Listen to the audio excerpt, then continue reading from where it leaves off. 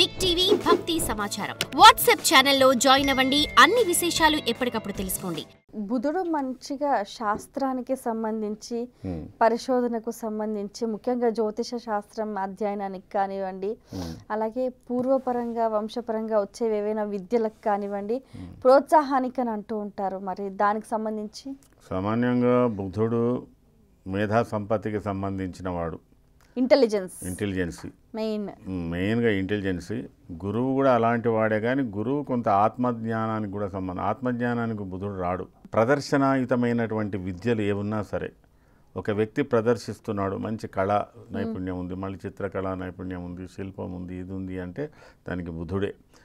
తర్వాత మంచి వాచనం, మంచి హరికథలు చెప్తున్నాడు, మంచి ప్రవచనాలు చెప్తున్నాడు అంటే కూడా బుధుని కారకత్వమే. సత్పౌరాణిక శబ్దశాత సుమహా సంతోష పాండిత్యక పారంపర్య ఇవన్నీ విద్యలకంతా బుధుడే. కానీ ఇప్పుడు మేషరాశిలో బుధుడు స్వల్పకాలమే ఉంటాడు. ఎక్కడైనా ఉండని ఆ బుధుడు ఆ కుజ నక్షత్రాలు కానీ కుజ రాసులు కానీలో ఉన్నప్పుడు ఆ పుట్టిన వాళ్ళు కూడా చాలా ఇంటెలిజెన్స్ ఉంటారు, చాలా మ్యాథమెటికల్గా ఉంటారు. వాళ్ళు క్యాల్కులేటెడ్ ఇమ్మీడియట్గా ఏ దానికైనా సత్వర సమస్యల పరిష్కారాల తెలివితేటలు వాళ్ళకి బాగుంటాయి.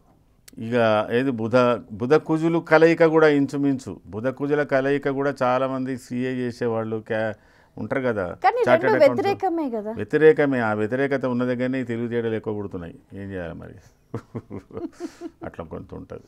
మళ్ళీ అదే కుజ శుక్రులు ఒక దగ్గర కలిశారు అనుకో, ఇక ఈ కుజ శుక్రుల కలయిక జీవితంలో ఎవరికైనా ఒక మనిషికి కుజ శుక్రుల కలయిక ఉన్నది, కుజ శుక్రుల దృష్టి ఉన్నదంటే మూడు విషయాలలో వాడు చాలా నిర్వీర్యమైపోతాడు.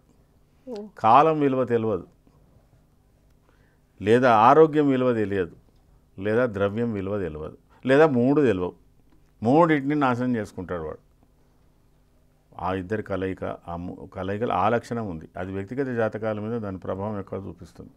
గురుగారు, మనం గమనిస్తే కూడా ఇప్పుడు చాలా మంది భయాందోళనకు గురవుతూ ఉంటారు.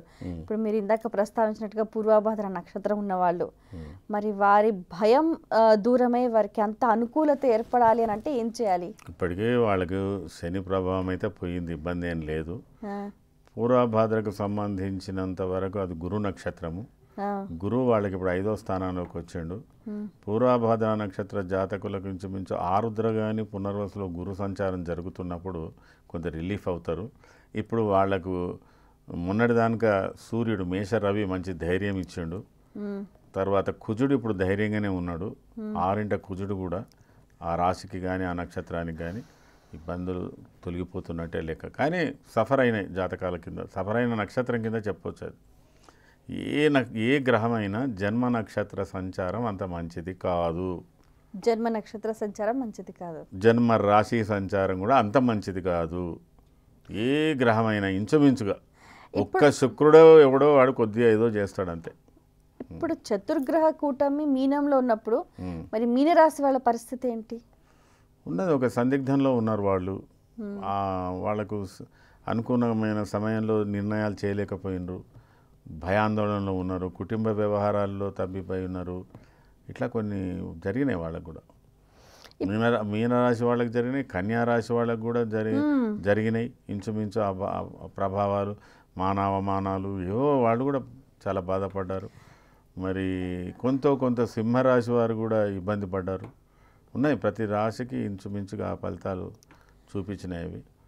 ఇక ఒకటి ఏంటంటే ఇట్లాంటివన్నీ కూడా మనం ఏం చేస్తామంటే మేజర్గా ఇప్పుడు చూడండి, మన యుద్ధంలో ట్యాంకులు వాడాల, సైన్యాన్ని ఎక్కువ పెట్టాల, AK-47లు వాడాల.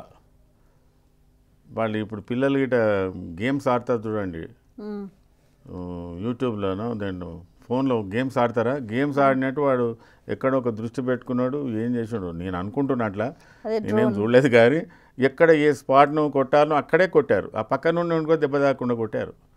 అది యుద్ధ నైపుణ్యము. ఇప్పుడు పెరిగినటువంటి టెక్నాలజీ, అంత సూక్ష్మ బుద్ధితో నడుస్తున్నటువంటి వ్యవహారాలు. అయితే దీనికి బుధుడే కారకుడు అంటారు. బుధతత్వం పెరిగినప్పుడు ఏదైనా ఇంటెలిజెన్స్కి బుధుడు కారకుడు అవుతాడు.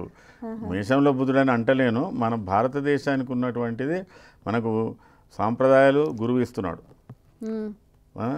మరి సత్ప్రవర్తన, పౌరాణికాలు, ప్రదర్శనలు, శిల్ప అన్నీ ఉన్నాయి. మనము అసలు ఇప్పుడు విభిన్నమైన మతాలు, విభిన్నమైన వ్యక్తులు అందరం కలిసి పెద్ద డెమోక్రసీ ప్రభుత్వాన్ని మనం ఉపయోగించుకొని నడవగలుగుతున్నాము అంటే పంచగ్రహ కూటంలో మనకు స్వరాజ్యం వచ్చింది కాబట్టి అందరితో కలుపుకొని ఒకటే పద్ధతిలో మనది అంత హిందువే, అంత ముస్లిమే, అంత క్రిస్టియనే ఉండాలంటే ఈ దేశం కాదు. ఇది విభిన్న తత్వాలు ఎప్పటికీ ఉంటాయి. మొదటి నుంచి విభిన్న తత్వాలతోనే కలిసి ఉన్నది. మన స్వాతంత్రం వచ్చిన వేళ కూడా అట్లాగానే ఉంది. ఇప్పుడు నడుస్తున్నటువంటి గ్రహకూటాలు కూడా, చాతుర్గ్రహ కూటాలు, ఇవి కూడా మనం కలుపుకొని పోవాల్సినటువంటి పద్ధతిలోనే ఉన్నాయని నేను అనుకుంటాను. For more videos like this, subscribe Big TV channel.